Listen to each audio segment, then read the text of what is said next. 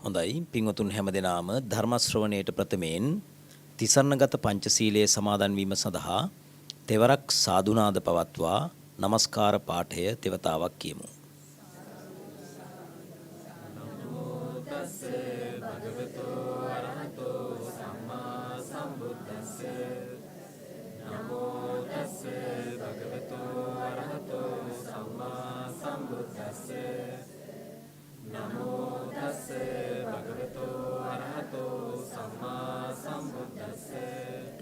බුද්ධං සරණං ගච්ඡාමි ධම්මං සරණං ගච්ඡාමි සංඝං සරණං ගච්ඡාමි ဒ ුතියම්පි බුද්ධං සරණං ගච්ඡාමි ဒ ුතියම්පි ධම්මං සරණං ගච්ඡාමි ဒ ුතියම්පි සංඝං සරණං ගච්ඡාමි တတိယံ පි බුද්ධං සරණං ගච්ඡාමි တတိယံ පි ධම්මං සරණං ගච්ඡාමි တတိယံ පි සංඝං සරණං ගච්ඡාමි สารณගමනං සම්පුන්නං පානාති පාතා වේරමණී සික්ඛාපදං සමාදියාමි අදින්නා දානා වේරමණී සික්ඛාපදං සමාදියාමි කාමේසු මිච්ඡාචාරා වේරමණී සික්ඛාපදං සමාදියාමි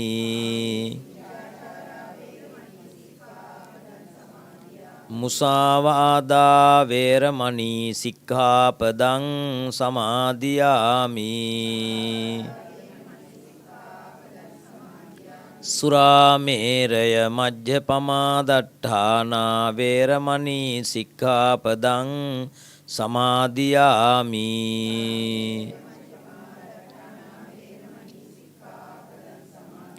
තිසරණේන සද්ධින් ඉමං පංචශීලං ධම්මං සාදුකං සුරක්ඛිතං කତ୍වා අප්පමාදේන සම්පාදේත සමන්තා චක්කවාලේසු අත්‍රා ගච්ඡන්තු දේවතා සද්ධම්මං මුනි රාජස්ස සුනන්තු සග්ග මොක්ඛදං ධම්මස්සවන කාලෝ අයං භදන්තා ධම්මස්සවන කාලෝ අයං භදන්තා අභිධම්මස්සවන කාලෝ අයං භදන්තා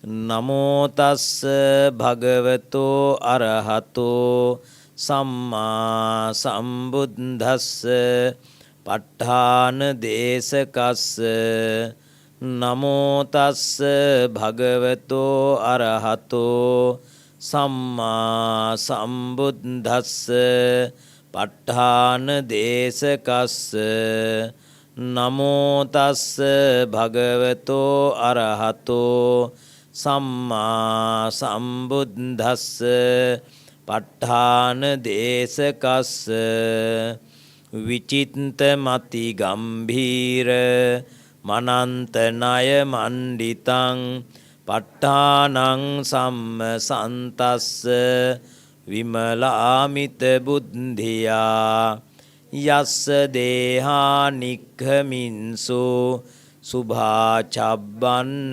රන්සියෝ නීලපීතා රත්තසේතා මංජෙට්ඨාච පභස්සරා තං ලෝකනාථං සුගතං ධම්මං ච ජින සේවිතං සංඝං නිරංගනං සෙට්ඨං නමාමි සිරසාදරං.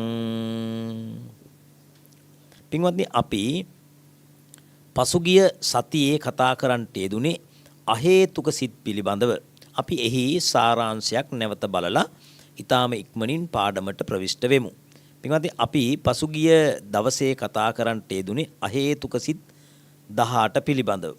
අහේතුකයි කියලා කියන්නේ ඒ සිත්වල ලෝභ, දේශ, මෝහ, අලෝභ, අද්වේෂ, අමෝහ ආදී හේතු කිසිවක් යෙදෙන්නේ නැහැ. මොනවද? ලෝභ, දේශ, මෝහ, අලෝභ, අද්වේෂ, අමෝහ ආදී හේතු කිසිවක් යෙදෙන්නේ නැහැ. හොඳයි. එහෙමනම් දැන් මේ අහේතුක සිත් 18 ඇතුලේ, ඒ කියන්නේ ඒ සිත් ඇතුලේ ලෝභ, ද්වේෂ, මෝහ හෝ අලෝභ, අද්වේෂ, අමෝහ කියන හේතු, චෛතසික හේතු කිසිවක් යෙදෙන්නේ නැති නිසා ඒවට කියන මොනවද? අහේතුක සිත් කියලා කියනවා. අහේතුක සිත් කියලා කිව් පළියට ඔබ රැවටෙන්නට එපා, ඔබ වරදවා දකින්නට එපා. ඒ සිත් උපදින්නේ හේතු නැතුව කියලා. යම් ඕනම සිතක් උපදින්නේ හේතුවකින්, ප්‍රත්‍යයකින් උපදින්නේ. ඒ ප්‍රත්‍යයකින් උපදින්නේ නැහැ කියන එක නෙමෙයි මේකේ අදහස. මොකද්ද? ඒ සිත ඇතුලේ චෛතසික හේතු නැහැ. කතා දෙකක්. කරුණ තේරුණාද? මෙහෙමයි එන්නේ. දැන් අපි හිතමු සිත් ටිකක් උපදිනවා. මේ සිත් උපදින්න, සිත් කියලා කියන්නේ අපි හිතමු ඵලයක්නේ. ඒ ඵලය උපදින්න හේතුවක් තියෙන්නම ඕන. හැබැයි හේතුවකින් උපදිනවා කියන එකයි උපදින සිත ඇතුලේ ලෝභ, දේශ, මෝහ කියන චෛතසික හේතු නැහැ කියන එකයි කතා දෙකක්නේ. අන්න ඒකට කියන මොකද්ද? මේ සිත ඇතුලේ චෛතසික හේතු කිසිවක් නොයෙදෙනවා නම් මොකද කියනම?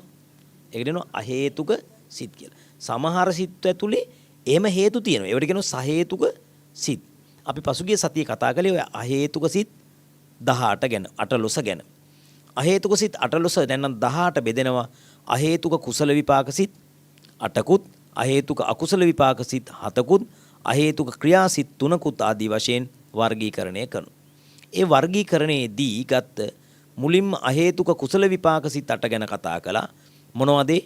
අතීතයේ කරන ලද කුසල කර්මයක් නිසා ඔබේ ඇසේ හටගන්න චක්කු විඥානයක්. උදාහරණයක් වශයෙන් බුදු පිළිමයක් දකින්න, රුවන්වැලි සෑය දකින්න, ප්‍රිය පුද්ගලයෙක් දකින්න. ඒ මොකක් නිසාද?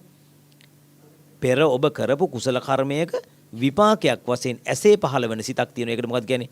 අහේතුක කුසල විපාක උපේක්ඛාසගත චක්කු විඥාන. ඊළඟට කනේ හට ගන්නවා ශබ්දයක්. අපි හිතමු ඔබට ඇහෙනවා ප්‍රිය ස්වරයක්. කවුරු හරි කෙනෙක් ඔබේ ಗುಣ කියනවා. ඔබට හොඳ කියනවා. ධර්මය අහන්න ලැබෙනවා. ඒ මොකක් නිසාද? පෙර කරපු කුසල කර්මයක විපාකයක් වශයෙන් කනේ පහළ වන සිත. මොනවාද? අහේතුක කුසල විපාක උපේක්ඛාසගත සෝත විඥාන. ඒ වගේමයි පෙර කරන ලද කුසල කර්මයක විපාකයක් වශයෙන් ගාහන විඥානයක් පහළ වෙනවා නම් ඒ උපේක්ඛාසගත ගාහන විඥානේ මොකද්ද? මලක සුවඳ, නේ සුවඳ විලවුම් වල සුවඳ, ප්‍රිය සුවඳක් ඔබට විඳින්නට ලැබෙනවා. ඊළඟට අහේතුක කුසල විපාක ජීවහා විඥානේ ප්‍රිය රසයක්, මధుර රසයක්, ඉෂ්ට රසයක් විඳින්න ලැබෙනවා. ඒ වගේම ඔබට සුඛ සහගත කාය විඥානයක් විඳින්න ලැබෙනවා. ඒ කියන්නේ අපි හිතමු AC එකක පහසේ ඉන්නවා නේද? ෆෑන් එකක් යට හුළඟේ ඉන්නවා. ඊළඟට ඔබ සනීප බොහෝම සනීපෙට කුෂන් එකක වාඩි වෙනවා. සැප වාහනයක යනකොට නේද? අන්න ඒ වෙලාවට ඔබට හටගන්නේ මොකද්ද? සුඛ සහගත කාය විඥානය. දැන් ඔයත් තේරෙනවද? අපි තුමු යම් කිසි කෙනෙකුට බොහෝම සැප පහසු වාහනයක් හම්බ වෙනවා. සැප පහසු ගෙයක් හම්බ වෙනවා. එතකොට මේ සැප පහසු වාහන, ගෙවල් ආදී හම්බ වෙන්නේ මොකක් නිසාද? ඒ පුද්ගලයාගේ පෙර ජීවිතේ කරපු කුසල කර්මයන් විපාක දෙනකොට. තේරුණානේ? ඊළඟට යම් කිසි කෙනෙක් අපි හිතමු යම් අරමුණක් ඔන්න අහේතුක කුසල විපාක ඒ අරමුණු ඇසෙන් දැකපු රූප, ශබ්ද ආදිය පිළිගන්න හට ගන්න සිතක් මොකද්ද? ඒකට කියනවා මොකද්ද? සම්පටිච්ඡන සිත. මේ සම්පටිච්ඡන හිත බලන්න චක්කු විඥාණයට වර්ණ රූපයක් අරමුණු වුණාම දෙවණියට ඒක පිළිගන්න හිතක් පහළ වෙනවා. අරමුණ පිළිගන්නා හිතට මොකද්ද කියන්නේ? සම්පටිච්ඡන හිත. අරමුණ තීරණය කරන හිත සම්තීරණ හිත. ඒ සිත් දෙක ගැනම මතක තියාගන්න මෙතෙන්දි වැදගත් වෙන නිසා. දැන් එහෙනම් මෙතන තියෙනවා අරමුණු පිළිගන්නා හිත, ඉෂ්ඨ අරමුණු පිළිගන්නා හිත උපේක්ඛාසගත සම්පටිච්ඡන කුසල විපාක සිත. හරිනේ? අහේතුක කුසල විපාක උපේක්ඛාසගත සම්පටිච්ඡන හිත. ඊළඟට අරමුණ තීරණය කරන හිත අහේතුක කුසල විපාක උපේක්ඛාසගත සම්තීරණ හිත. ඒ කියන්නේ අපි හිතමු ඉෂ්ඨ අරමුණක් බුදුරජාණන් වහන්සේගේ රූපය දකින්න ලැබෙනවා. ඊළඟට සෑයක් දකින්න ලැබෙනවා. ප්‍රිය පුද්ගලයෙක් මුණ ගැහෙනවා. එතකොට ඒ ප්‍රිය අරමුණ මොකද ප්‍රිය අරමුණ පිළිගන්නේ සම්පටිච්ඡන හිතින්. ප්‍රිය අරමුණ තීරණය කරන්නේ සම්තීර්ණ හිතින්. ඇයි මෙතන අහේතුක කුසල විපාක පැත්තෙත් තියෙනවා අහේතුක අකුසල විපාක පැත්තෙත් තියෙනවා. මේ වෙලාවේ ගන්නෙ මොනවද? ප්‍රිය අරමුණු තීරණය කරන. ප්‍රිය අරමුණු පිළිගන්නවා. කුසල විපාක පැත්තේ. එතන තියෙනවා සෝමනස්ස සහගත සම්තීරණය කියලා තවත් අරමුණ තීරණය කරන තව හිතක්. ඇයි මේ? මතක තියාගන්න ඕනේ ඉෂ්ට අරමුණු වල ભેදයක් තියෙනවා. මොකද්ද? ඉෂ්ට මධ්‍යස්ථ සහ අතිෂ්ට. මොනවද? ඉෂ්ට මධ්‍යස්ථයි අතිෂ්ටයි. මල් වට්ටියක් ගත්තොත් ඒක ඉෂ්ට මධ්‍යස්ථයි. එහෙම නැත්නම් ඔබ හිතමු අපි හිතමු ගෙදර ඉන්නවා බිරිඳට තමන්ගේ ප්‍රිය දරුවා. ප්‍රිය ස්වාමි පුරුෂයා. ඒතර ඒවා ප්‍රිය මධ්‍යස්ථයි. හැබැයි බුදුරජාණන් වහන්සේගේ රූපේ දකින්නකොට ඒක අතිෂ්ඨරම. රුවන්වැලි සෑය දකින්නකොට අතිෂ්ඨයි. දලදා මාලිගාව දකින්නකොට නේ දලදා වහන්සේ දකින්නකොට අතිෂ්ඨාරම්මන. ඒ අතිෂ්ඨාරම්මන තීරණය කරන්න තියෙන්නේ මොකද? සෝමනස්ස සාගත සම්තීරණය. උපේක්ඛා සාගත සම්තීරණේ ඉෂ්ට මධ්‍යස්ථ ඒවා තීරණය කරනවා. එහෙනම් මොකද වෙන්නේ? ඔතන දැන් සිත් කීයක් තියෙනවද? 8ක් තියෙනවා. ඒ මොනවද? අහේතුක කුසල විපාක සිත් 8.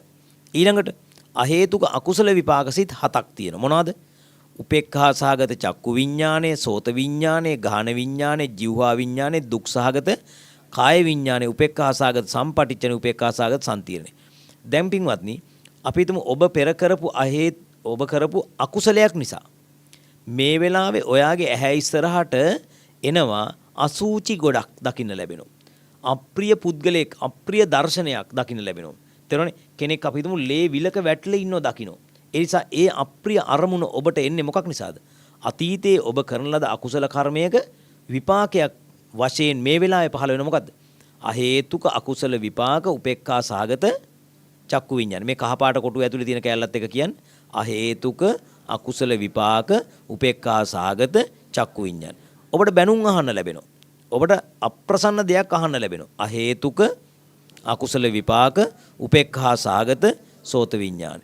ඔබට අප්‍රසන්න ගන්ධයක් විඳින්න ලැබෙනවා. අහේතුක අකුසල විපාක කියන්න ඕන, කට ඇරලා කියන්න ඕන. අහේතුක අකුසල විපාක උපේක්ඛා සහගත ගාහන විඤ්ඤාණ. ඊළඟට ඔබට අප්‍රිය රසයක්, තිත්ත කරවිල වගේ නේ කටෝර රසයක් විඳින්න ලැබෙනවා. මොකද්ද?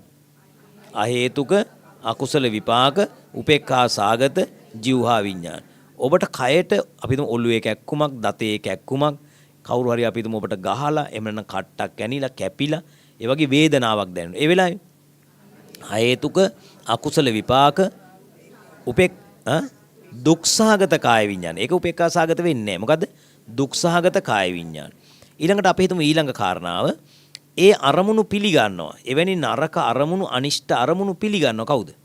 උපේක්ඛා සහගත සම්පටිච්ඡනේ. මොකද්ද? අහේතුක අකුසල විපාක උපේක්ඛා සහගත සම්පටිච්ඡන. ඒ වගේම ඒ අරමුණු තීරණය කරනවා. අහේතුක අකුසල විපාක උපේක්ඛා සහගත සම්තීර්ණ හිත. දැන් එහෙනම් ඔන්න ඔතන සිත් කීයක් ආවද? 8යි 7යි 15යි. ඊළඟට ක්‍රියාසිත 3ක් ගැන උගන්වනවා. අහේතුක ක්‍රියාසිත 3 උපේක්ඛා සහගත පංචද්වාරා වජ්ජන සිත. මොකද්ද? උපේක්ඛා සහගත පංචද්වාරා වජ්ජන සිත. චිත්ත වීතිය බලන්න. මේ චිත්ත වීතිය ඔබට පේනවා අතීත භවාංග චලන භවාංග උපච්ඡේද සිතට පස්සේ මොකද වෙන්නේ? පංචද්වාරා වජ්ජන සිත පහළ වෙනවා. පංචද්වාරා වජ්ජන කියන්නේ දොරටු පහක් ආවර්ජනය කරලා බලනවා. මේ බලන්න අපිට තියෙන ඇස, කන, නාසය, දිව, කය මේ ස්ථාන පහ අරමුණු ගන්න ස්ථාන පහක්. ඇසේ තියෙනවා චක්කු ප්‍රසාද. චක්කු ප්‍රසාද වලින් වර්ණ රූප ගන්නවා. කනේ තියෙනවා සෝත ප්‍රසාද. එතනින් ශබ්ද රූප ගන්නවා. නාසයේ තියෙනවා ගාන ප්‍රසාද. ඒකෙන් ගන්ධ රූපය ගන්නවා. දිවේ තියෙනවා ජීව ප්‍රසාද. ඒකෙන් රස රූප ගන්නවා. කයේ තියෙනවා කාය ප්‍රසාද. ඒකෙන් ගන්නවා මොනවද? පඨවි, තේජෝ, වායෝ. ආපෝ නැහැ. පඨවි, තේජෝ, වායෝ. මේ කයට දැනෙන්න පුළුවන් මොනවද? තද ගතිය. එක බුරුල් ගතිය නේ. අපි තුම් යමකින් තද දෙයකින් මෙහෙම ගහනවා. ඒත් තද ගතිය දැනෙන්නේ කයට. කාය ප්‍රසාද. කාය විඥාණයට තමයි දැනෙන්නේ. කාය ප්‍රසාද රූපේ තමයි ගැටෙන්නේ. හරිනේ? ඊට පස්සේ මේකේ සිව්මැලි බවක් අපි තුම් මෙහෙම සිනිඳු සේලයක් අතුල්ලනවා. ඒකත් මේකට දැනෙනවා.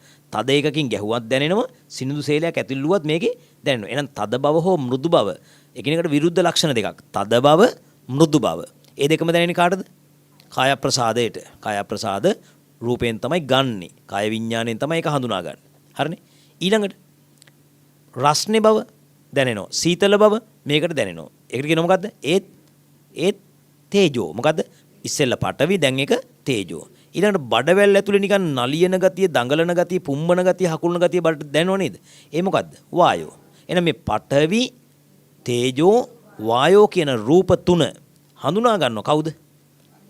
කාය විඥානේ. කාය ප්‍රසාද රූපය මගින් ඒ අරමුණු ග්‍රහණය කර ගන්න. හොඳයි. එහෙමනම් දැන් ඔබට තේරෙනවා ස්ථාන පහක් මුර කරන්න මුරකරුවෙක් ඕන. ආවර්ජකයෙක් ඕන. කවුද? වර්ජකයෙක් නෙමෙයි ආවර්ජකයෙක්. ආවර්ජනා කරලා බලනවා. මොකද්ද බලන්නේ? කොතනින්ද අරමුණ ආවේ? දොරටු කියනද? දොරටු ඔක්කොම 6ක් තියෙනවා. 6න් 5ක් මුර කරන්න එක්කෙනෙක් දානවා. අනිත් තැනට එක්කෙනෙක් දානවා. ඇයි? 5ක් මුර කරන්න එක්කෙනෙක් දාලා එකක් මුර කරන්න එක්කෙනෙක් දාන්නේ.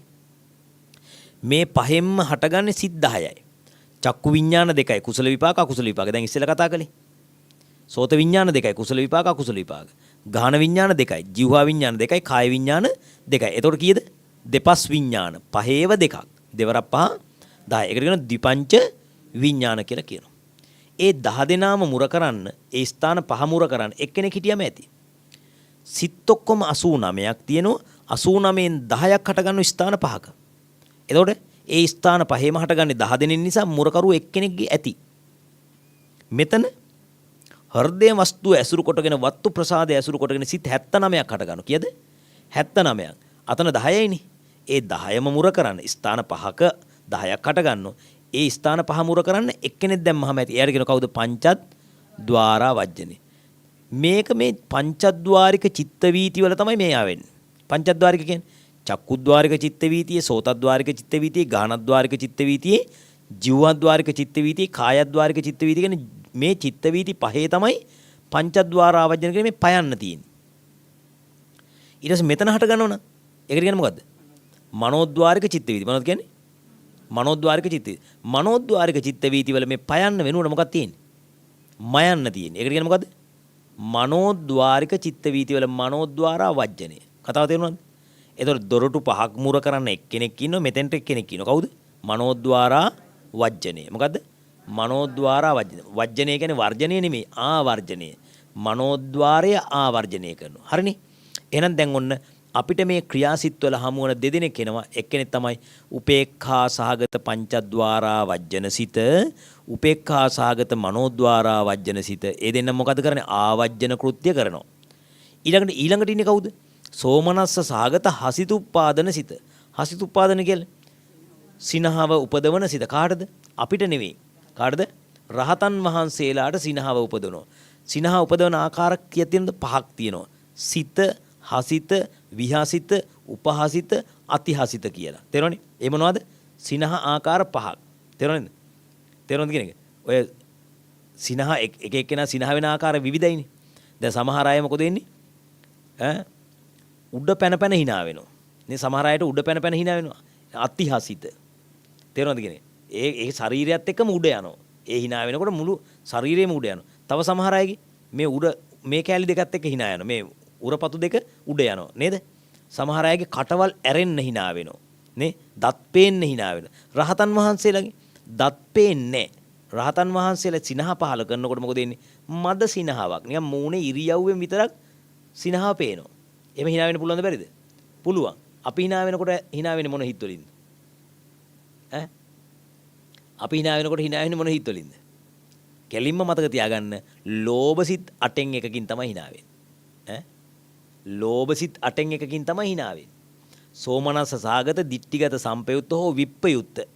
තේරෙනවනේ? අසංකාරික හෝ සසංකාරික සිත් වලින් තමයි hina වෙන්නේ. සිනාසුනත් එය වරදක් වේ. තේරෙනවනේ? ඒ කියන්නේ සිනාසීමේදීත් හටගන්නේ මොනවද? ලෝභ සිත්, අකුසල් සිත්. ඒ කියන්නේ මොහොකට හරි අපි ඇලිලා. සිනා වෙන්නේ මොහොකට හරි ඇලිලා. නේද? ඒ කියන්නේ මොහොකට හරි අපි සතුටුයි. සතුටින් hina වෙන්නේ. අන්න එහෙනම් මතක තියාගන්න ඕනේ මේ රහතන් වහන්සේලාට සිනහ පහල කරන මේ සිතට කියන මොකද්ද? සෝමනස්සහගත හසිතුප්පාදන සිත කියලා. එහෙනම් දැන් සිත් කීයක් කතා කළාද? 18ක් කතා කළා. 18න් අහේතුක කුසල විපාක 8යි, අකුසල විපාක 7යි, ක්‍රියාසිත 3යි. හොඳයි.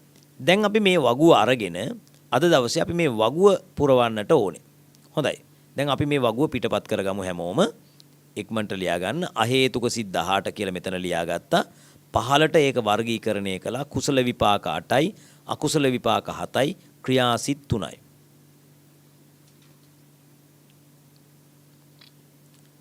හරිනේ අහේතුක සිත් 18 කියලා ලිව්වා. පහලට රූලක් ගානේ ගත්තා. කුසල විපාක 8යි අකුසල විපාක 7යි ක්‍රියාසිත 3යි.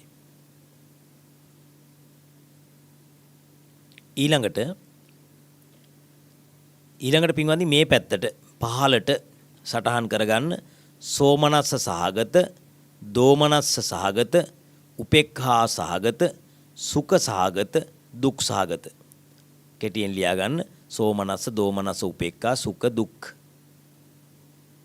සහගත කියලා ලියන්න ඕනේ නෑ. සෝමනස්ස, දෝමනස්ස, උපේක්ඛා, සුඛ, දුක්.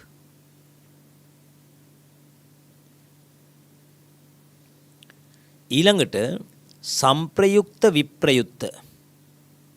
සංප්‍රයුක්ත විප්‍රයුක්ත.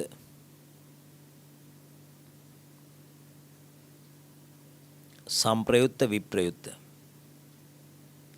ඊළඟට කතා කරනවා අසංකාරික සසංකාරික ભેදය. අසංකාරික සිතුයි සසංකාරික සිතුයි. අසංකාරික සසංකාරික.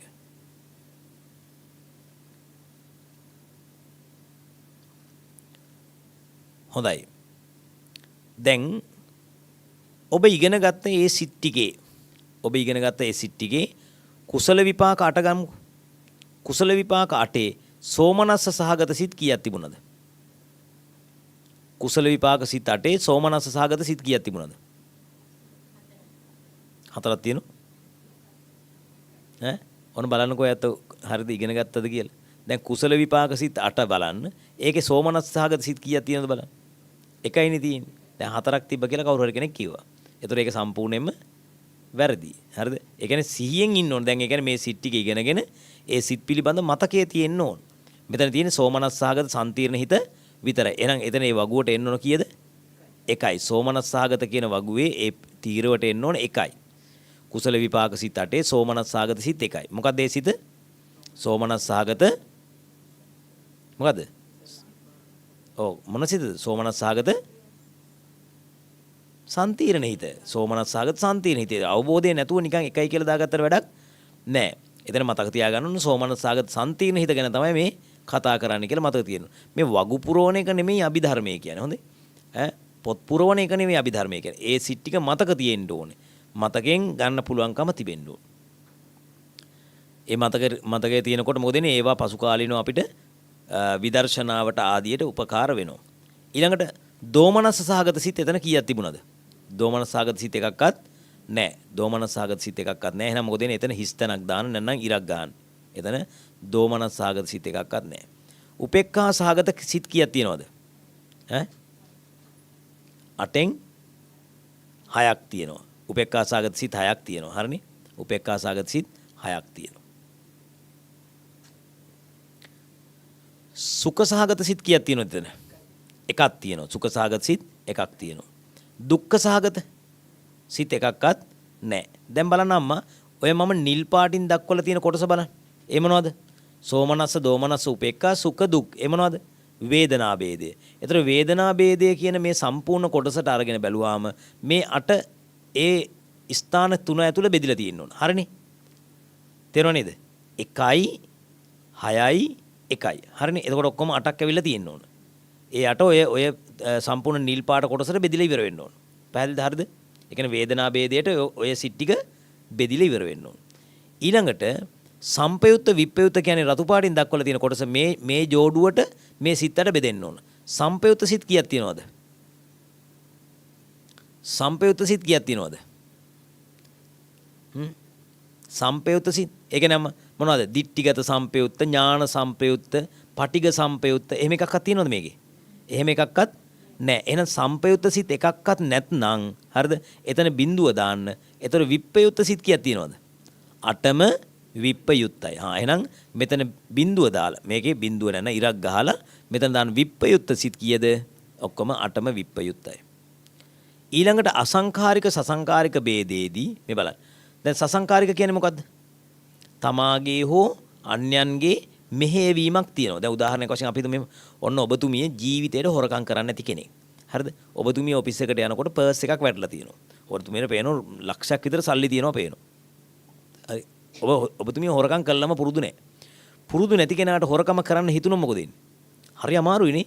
පිටිපස්සට යනවා, බය වෙනෝනේ. එහෙම උනන්දුවෙන් තමයි. ඒ කියන්නේ හරි අමාරුවෙන් තමයි ඒක කරන්නේ. ඒ කියන්නේ එක්ක හිතලා කරන්න එක්ක කවුරු හරි උනන්දු කරවලා කරන්න. තමාගේ හෝ අන්‍යයන්ගේ උනන්දු කරවීමකින් කරනවා නේද? ඒකට කියනවා මොකද? සසංකාරික.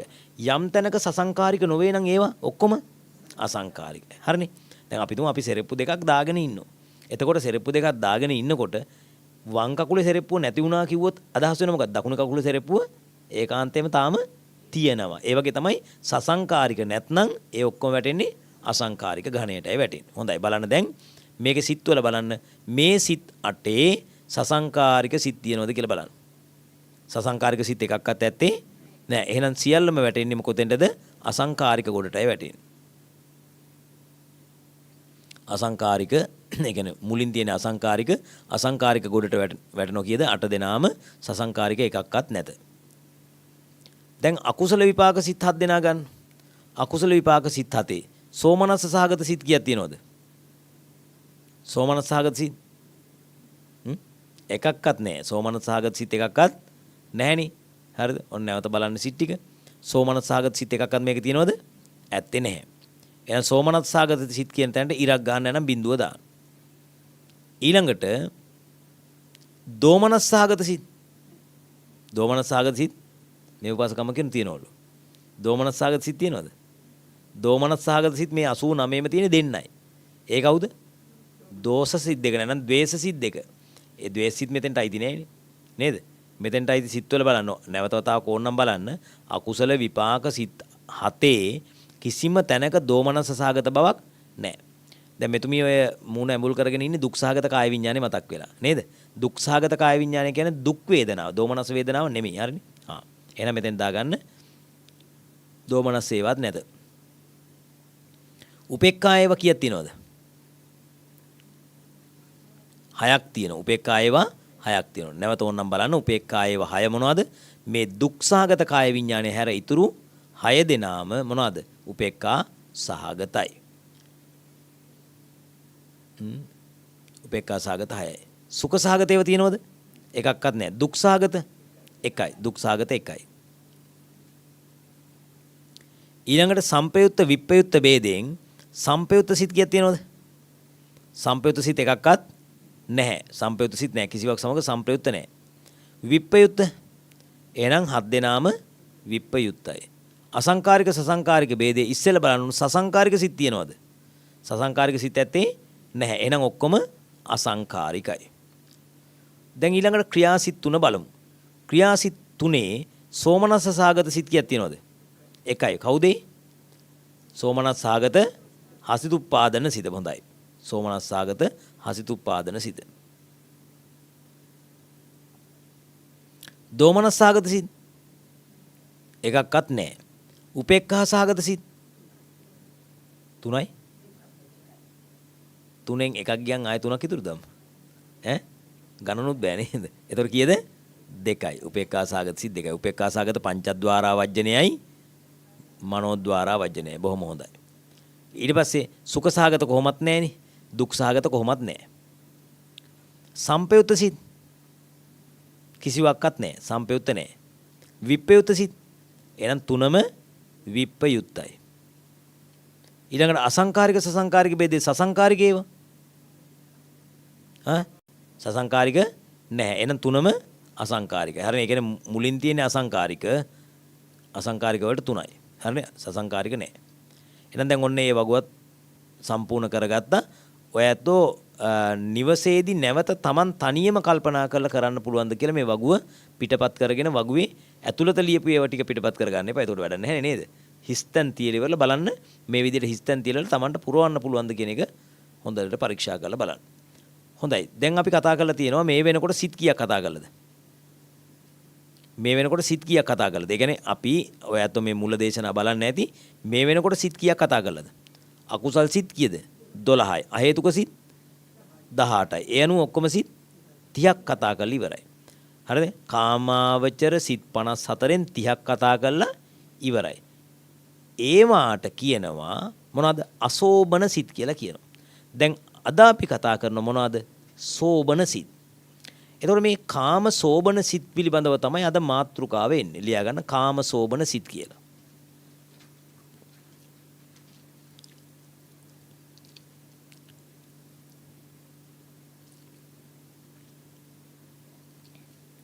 කාම සෝබන සිත්.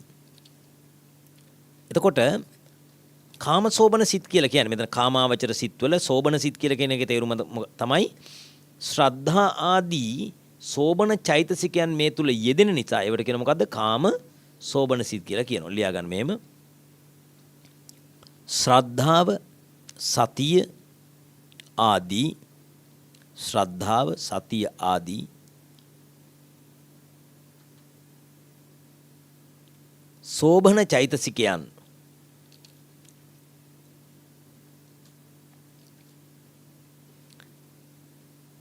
යෙදෙන බැවින්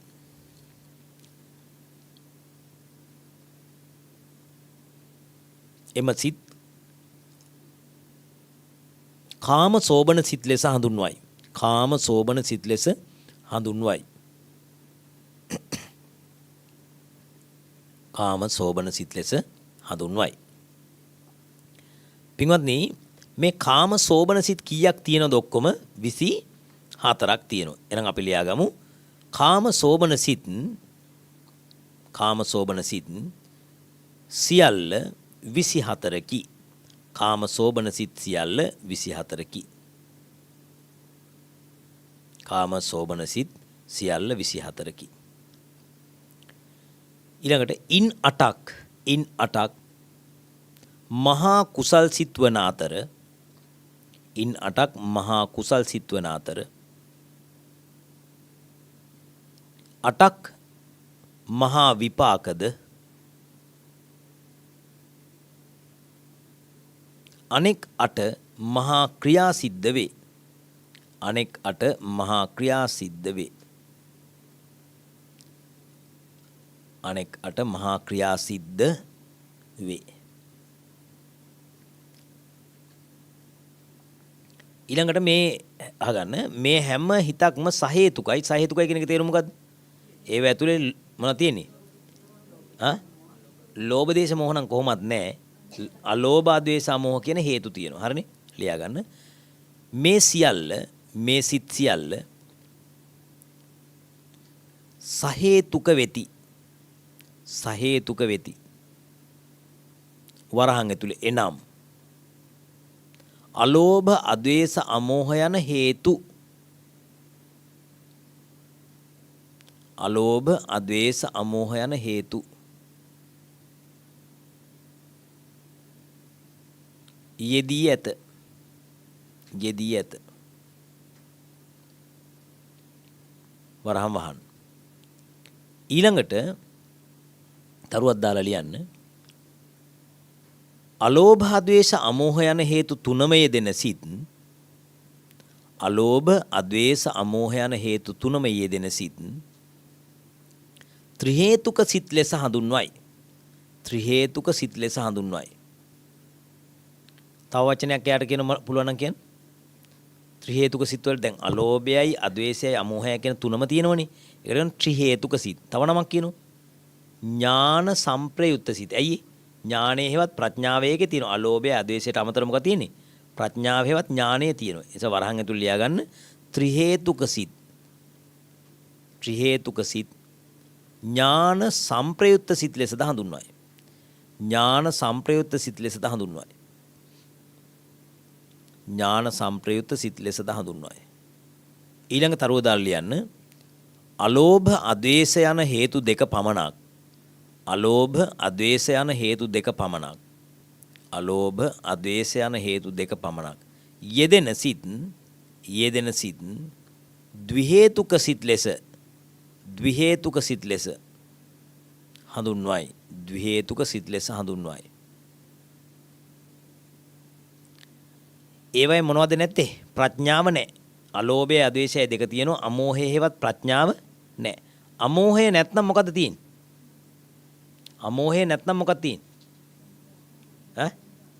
අමෝහය නැත්නම් තියෙන්නේ මෝහය. මෝහය තියෙන බව පේනවා. හරිද? මෝහය දෙන්නේ නැහැ. මෝහය කියන්නේ අකුසල චෛසිකය. අකුසල චෛසිකේ කුසල හිතකේ දෙන්නේ නෑ. එහෙනම් අමෝහය නැත්නම් අමෝහය නෑ එච්චරයි. හරිද? අමෝහය නෑ කියලා ඉවරලා. තේරුණා නේද? තේරුණා කතාව? අමෝහය නෑ කියලා. දැන් අපි තුමු මේ මහත්තයාගේ මෙහෙම මෙතනින් අපි තුමු කණක් කැපෙනවා. හරිද? දැන් කණක් කැපුණා කියලා අණක් එන්නේ නැහනේ. කතාව තේරුණාද? ඒ කියන්නේ කන් නෑ කියලා අන් එන්නේ නැහනේ. එතකොට මොකද වෙන්නේ? දැන් ඒකේ අදහස් තමයි මොකද්ද? කුසල සිතක කවදාවත් අකුසල චෛසිකයක් යෙදෙන්නෙම නෑ. පොල් ගස් වල දෙල් හැදෙන්නේ නෑනේ නේද? ආන්නේ වගේ. එහෙනම් මේකේ තේරුම් ගන්න මොකද්ද? අලෝභයයි අද්වේෂයයි දෙක තියෙනවා. අමෝහය කියන්නේ ප්‍රඥාව මේකේ යෙදෙන්නේ නෑ. ඒතර කියනවා ඒකට ඥාන විප්පයුත්ත සිත් කියලා. වරහන් ඇතුළේ ලියාගන්න මේවා ඥාන විප්පයුත්ත සිත් ලෙසද හඳුන්වයි. මේවා ඥාන විප්පයුත්ත සිත් ලෙසද හඳුන්වයි.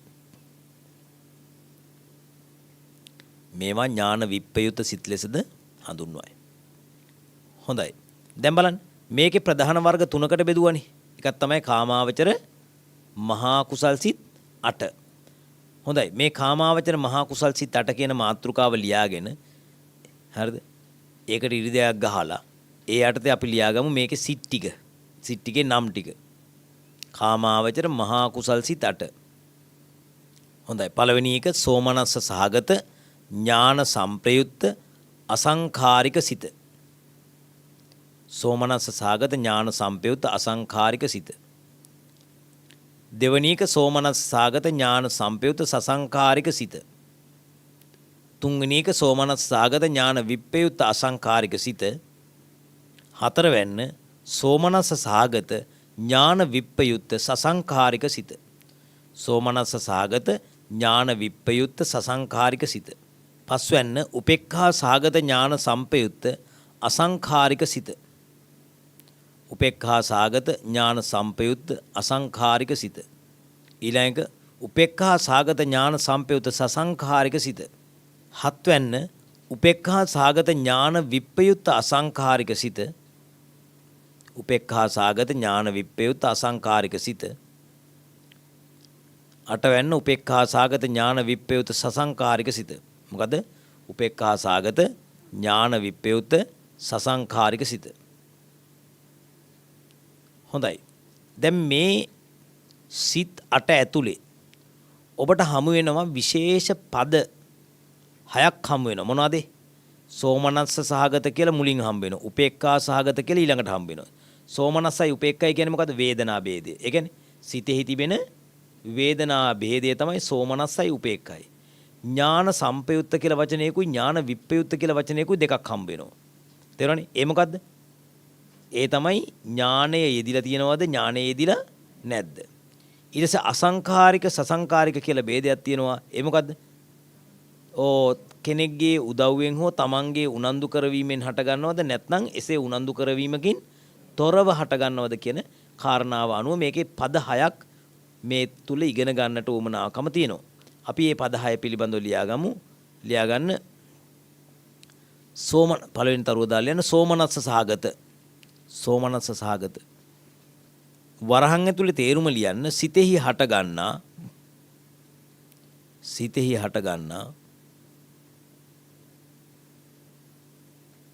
සැප වේදනාවෙන් යුතු සිතෙහි හට ගන්නා සැප වේදනාවෙන් යුතු. දෙක උපේක්ඛා නැන දෙවනි තරුව උපේක්ඛා සහගත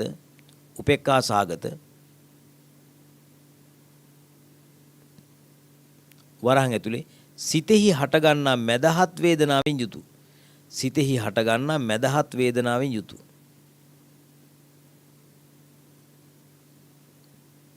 ඊළඟට ඥාන සම්පයුත්ත ඊළඟ තුන්වෙනි තරුව ඥාන සම්පයුත්ත වරහන් ඇතුලේ දසවස්තුක සම්මාදිට්ඨිය සමග යෙදුණු ඊළඟ කාරණාව ඥාන විප්පයුත්ත වරහන් ඇතුලේ තේරුම දසවස්තුක සම්මාදිට්ඨිය සමග නොයෙදුණු ඊළඟ පදය තරුවක් දාලා යන අසංඛාරික වරහන් ඇතුලේ තේරුම ලියන්න තමාගේ හෝ අන්‍යයන්ගේ මෙහෙයවීමකින් තොරව හට ගන්නා සිත්. ඊළඟ සසංඛාරික තමාගේ හෝ අන්‍යයන්ගේ මෙහෙයවීමකින් හට ගන්නා සිත්. තමාගේ හෝ අන්‍යයන්ගේ මෙහෙයවීමකින් හටගන්නා සිත්. හරි.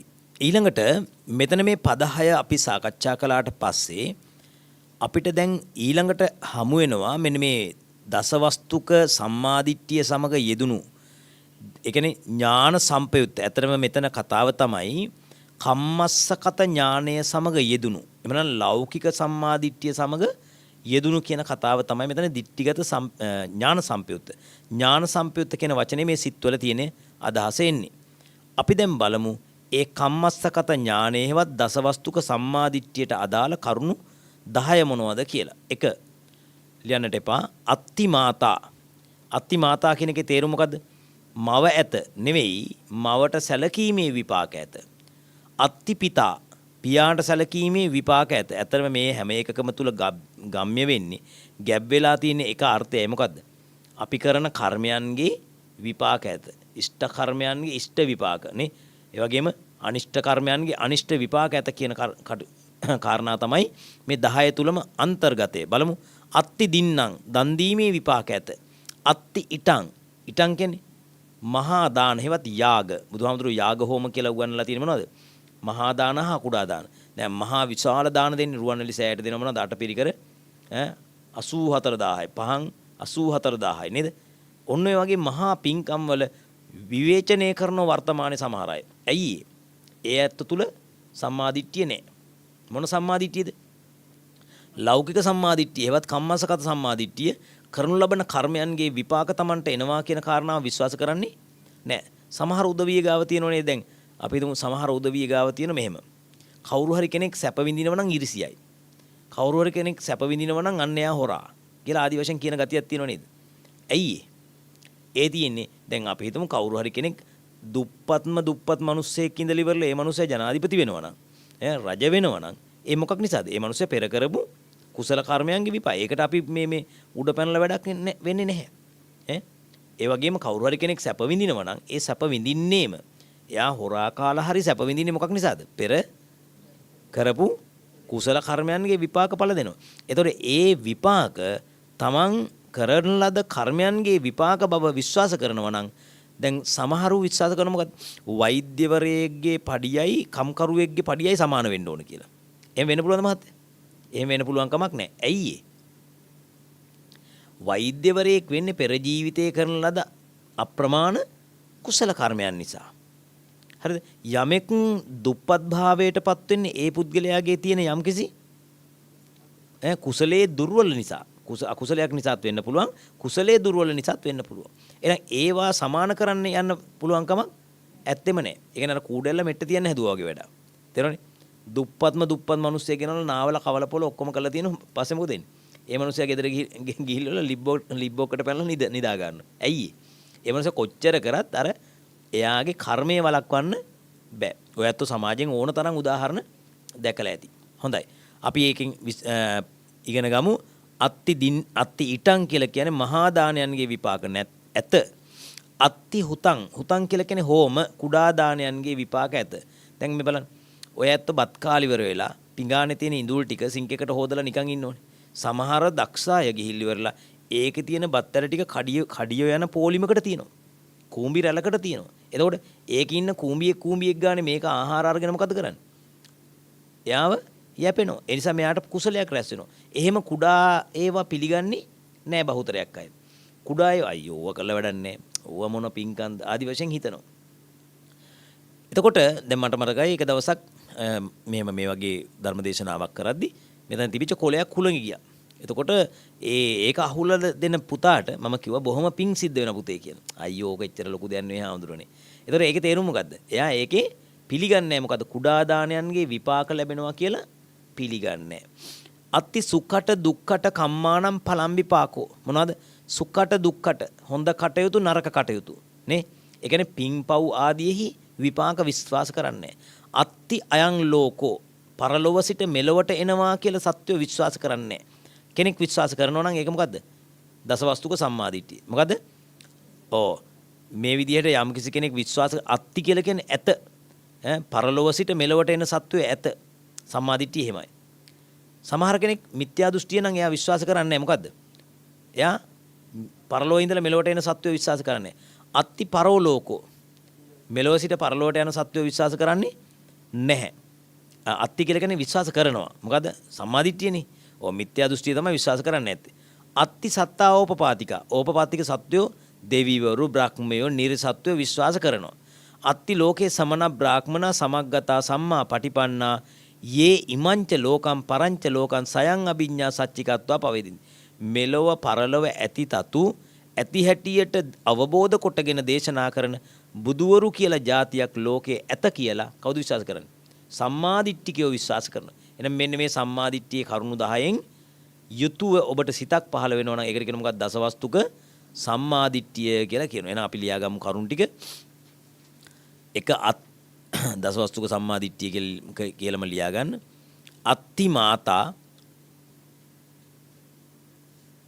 දෙක අත්ති පිතා, තුන අත්ති දින්නම්,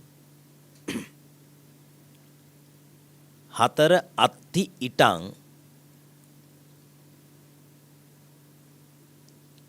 පස්වැන්න අත්ති හුතං,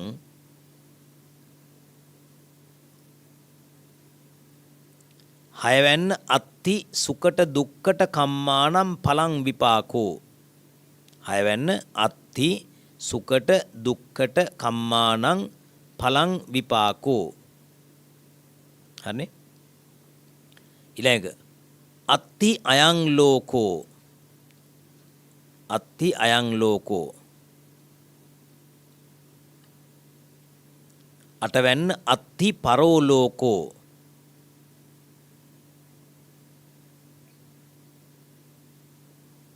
නවවැන්න අත්ති සත්තා ඕපපාතිකා. අත්ති සත්තා ඕපපාතිකා. අත්ති සත්තා ඕපපාතිකා. 10 වෙනි කරුණ තමයි තරමක් දිග. අත්ති ලෝකේ සමන බ්‍රාහ්මනා. අත්ති ලෝකේ සමන බ්‍රාහ්මනා සමග්ගතා. සමග්ගතා සම්මා පටිපන්නා. සම්මා පටිපන්නා යේ ඉමංච ලෝකං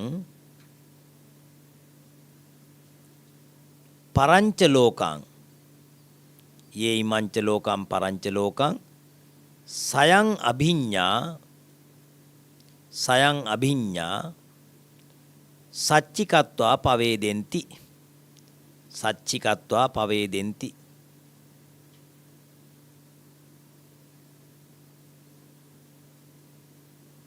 හොඳයි. දැන් ඔය කතා කළේ මොනවද අම්මා? කාමාවචර කාම සෝබන සිත් 24, කාමාවචර මහා කුසල් සිත් 8 ගැන තමයි ඔය කතා කළේ. ඒ මහා කුසල් සිත් 8 තිබෙන ලක්ෂණ ටික කතා කළා. ඊළඟට බලන්න මෙහෙම. දැන් ඔන්න කාට හරි කෙනෙකුට ඥාන සම්ප්‍රයුක්ත කුසල් සිතක් ඇතිවීමට උපකාර වන කරුණු තියෙනවා. මොනවාද? එයා ත්‍රි හේතුක මහා විපාක සිතකින් ප්‍රතිසන්දි ලබලා තියෙනවා. ඒ කියන්නේ දැන් අපි හිතමු ඔන්න ඔබ මේ ලෝකෙට පහළ වෙනකොට අලෝභ, අද්වේෂ, අමෝහ කියන තුනම තියෙන සිතකින් ප්‍රතිසන්දි ලැබලා තිබුණොත් එයාට පින්කම් කරද්දි හටගන්නේ මොනවද? ඇයි උත්පත්තිය ලැබලා තියෙන ඒ සිතකින්නේ? උත්පත්තිය ලැබලා තියෙන්නේ ත්‍රි හේතුක සිතකින් නම් ඥාන සම්ප්‍රයුක්ත ත්‍රි හේතුක සිත උපදින්නට ඔබට හැකියාව වැඩි. ශ්‍රද්ධා ආදී ධර්මයන්ගේ මේරීම. අහනකො දැන් සමහර අය පින්කම් කරනවා. සමහර අය පින්කම් කරාට මල් පූජා කරාට මොකද වෙන්නේ? ඔන්න බුදුන් මල් මෙන්න අපි ගියා වගේ එහෙම පූජා කරන්නේ. මල් ටික වට්ටියට දානවා නිකන් මොනවද? අර නගර සභාවේ කුණු දාන්න වගේ. දැන් සමහර කට්ටිය මල් හදනකොට මලින් මල හදලා නේ මල් තැලිච්ච පෙති තැලිච්ච මල් අයින් කරලා ලස්සනට පිළිවෙලට හදනවා. සමහර අයගේ මල් වට්ටියේ උඩින් හොඳයි. යටින් හපේ. නේ උඩින් බොහොම ඔපේ යටින් හපේ. එහෙම මල් වට්ටිය හදලා වැඩක් නැහැ. සමහර අයගේ මල් වට්ටිය යටින් බැලුවම මල් වට්ටියේ තියෙනවා රාජසිංහ රජුරුවන් කාලේ පූජා කරපු මලුත් තියෙනවා. ඒ කියන්නේ හොදලා නැහැ, පිරිසිදු කරලා නැහැ, පරවෙච්ච මල් තියෙනවා. අන්න එහෙම ඒ අපිලිවෙලට අපිරිසිදුවට පූජා කරනවා කියන්නේ එයාගේ කුසලයේ බාලයි. තේරෙනවනේ? එතකොට ශ්‍රද්ධාව දියුණු වෙන්න ඕන. බුදුහාමුදුරුවෝ කියන්නේ කවුද? ධර්මය අහන්න ඕන, අභිධර්මයේ චිත්තචෛසිකය ඉගෙන ගන්න ඕන. අපිට නිවන් දැකීම සඳහා මගේ බුදුහාමුදුරුවෝ කොච්චර කැපකිරීමක් කළා තියෙනවද? ඒ සියල්ල ඉගෙන ගන්නකොට මොකද වෙන්නේ? අන්න Tamanට තේරෙන්න පටන් ගන්නවා මේ ශ්‍රද්ධාව දියුණු වෙනකොට කුසලයෝ බොහොම ඥාන සංප්‍රයුක්තව කරන්න පුළුවන් වෙනවා. දැන් නම් සමහර උදවිය ඥාන සංප්‍රයුක්ත නැහැ. උදාහරණයකට මම සරල මම හැමතිස්සෙම කියන උදාහරණයක්. ඔබ නිගමන ගිහිල්ලා බලන්නකෝ රුවන්වැලි සෑයට ජයශ්‍රී මහ බෝධියට. රුවන්වැලි සෑයේ ජයශ්‍රී මහ බෝධියේ කිරි ආහාර පූජා කරනකොට හරිද මැස්සෝ ඇහිරෙනවා. ඒතර බුදුහාමුදුරන්ට වළඳන්න පුළුවන්ද ඕක? දැන් ඔයාට ඔයගොල්ලන්ගේ ගෙදර බත් එක බෙදලා තිබ්බහම හරිද බත් කිලෝ එකයි මැස්සෝ කිලෝ දෙකයි නම් වළඳන්න පුළුවන්ද? බෑනේ. නේ කන්න පුළුවන්ද? බෑ. ඉතින් බුදුරජාණන් වහන්සේට ඒ කියන්නේ අපේ අය කල්පනා කරන්නේ අපි බුදුහාමුදුරන්ට තිබ්බනම් ඇති. බුදුහාමුදුරන් ඕන දෙයක් කරගත්ත දේ. එහෙම බෑ. දැන් සමහර ගෙවල් වල ඔයත් කල්පනා කරලා බලන්න. බෞද්ධ ගෙවල් ලක්ෂයක් අරගෙන බලන්න බුදුහාමුදුරන්ට දානේ පූජා කරලා ඉවර වෙලා ඒ දානේ පූජා කරන ආසනයේ උඩ අත දෝවණය කරගන්න පෑන් එකක් තියෙනවද බලන්න. තියන්නේ. ඒතර බුදුහාමුදුර අත දෝවණය කරන් ටැප් එක ගාවට වඩනවා. ඒ කියන්නේ ඥාන සම්ප්‍රයුක්ත නැහැ කුසලයේ. බුදුරජාණන් වහන්සේ ජීවමාන සංඥාවෙන් පූජා කරනවා නම් ඒ පූජා කරනකොට අත දෝවණය කරන පෑන් එක දැන් අත පිහිදාන රෙදි කඩ තේරෙනවද? ඒව පූජා කරනවා නම් හැන්ද ගෑරුප්පුව මේ සියල්ලම ජීවමාන සංඥාවෙන් පූජා කරන්න. ආනන්ද හාමුදුරුවෝ බුදුරජාණන් වහන්සේ පිරිනිවන් පාලන් මාස 6ක් යනකම් එක දිගට ඒ වත සිද්ධ කළා තියෙනවා. ඒ කුසලයේ කාටද? ආනන්ද හාමුදුරන්ට. ඉතින් අපි කරොත් අපිට කුසලයේ. කවුරු හරි කෙනෙක් ඒවට පඬිතකම් කියනවා නම් ඒ මනුස්සයාට කොහොමද කුසලයක් ඇත්තේ නැහැ, සද්ධාව ඇත්තේ නැහැ. හරි? ඊට පස්සේ අකුසලයන් කෙරෙන් ඈත්වීම. අන්න ඥාන සංප්‍රයුක්ත කුසල් හට ගන්නට මොකද වෙන්නේ?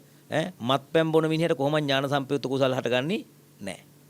දැන් තේරෙනවද? කාමයේ වර්ධව හැසිරෙන මිනිහට කොහොමත් ඒක වෙන්නේ නැහැ. බොරු කියන මිනිහට හොරකම් කරන මිනිහට කුසල් සිතක් ඇති වෙනකොට ඥාන සංප්‍රයුක්ත වෙන්නේ නැහැ. උඩට ආවට ගද්දෙන් පිනක් කරන්නේ. තේරෙනවද? දැන් සමහර කට්ටිය මොකද දෙන්නේ? සමහර කට්ටිය මත්පැන් බිබී දන්සල් දෙනවා. ඒතකොට ඥාන සංප්‍රයුක්ත නැහැ. මොකද දෙන්නේ? අර නිකන් යුතුයකමක් වශයෙන් කරනවා. ඒ වුණාට කියන්නේ මොකද? අපි පින්කම් කරනවා, අපි දන්සල් දෙනවා. ඒ වුණාට ඥාන සංප්‍රයුක්ත නැහැ. හරි? ඊට පස්සේ නුවණ වැඩෙන කටයුතු කිරීම. මොනවද නුවණ වැඩෙන කටයුතු කිරීම? එකක් තමයි තමන් පොත්පත් කියවනවා. බොහොම පොත්පත් හොඳට කියවනවා. භාවනා කරනවා. තේරෙන්නේ? ඥානය දියුණු වෙන විදියට විදර්ශනා භාවනාව කරන්න පුළුවන් අභිධර්ම කරුණු ඉගෙන ගන්නවා. අභිධර්ම දේශනාවලට සම්බන්ධ වෙනවා. අන්න ඒවා මගින් මොකද වෙන්නේ? ඥාන සංප්‍රයුක්ත කුසල් සිතක් ඇතිවීමට බලපාන කරුණු වශයෙන් අපි මෙතන දක්වනවා. මේ කරුණු ටික අපි කෙටියෙන් ලියාගමු. ඉක්මනට ලියාගෙන අපි දේශනාව සමාර කරන්නට කාල වේලාව ඇවිල්ලා තියෙන නිසා ලියා ගන්න. ඥාන සංප්‍රයුක්ත කුසල් සිතක් ඇතිවීමට උපකාර වන කරුණු. ඥාන සංප්‍රයුක්ත කුසල් සිතක් ඇතිවීමට උපකාර වන කරුණු. 1. ත්‍රි හේතුක මහා විපාක සිතකින් ප්‍රතිසන්දි ලැබීම. ත්‍රි හේතුක මහා විපාක සිතකින් ප්‍රතිසන්දි ලැබීම. 2. ශ්‍රද්ධා ආදී ධර්මයන්ගේ මේරීම.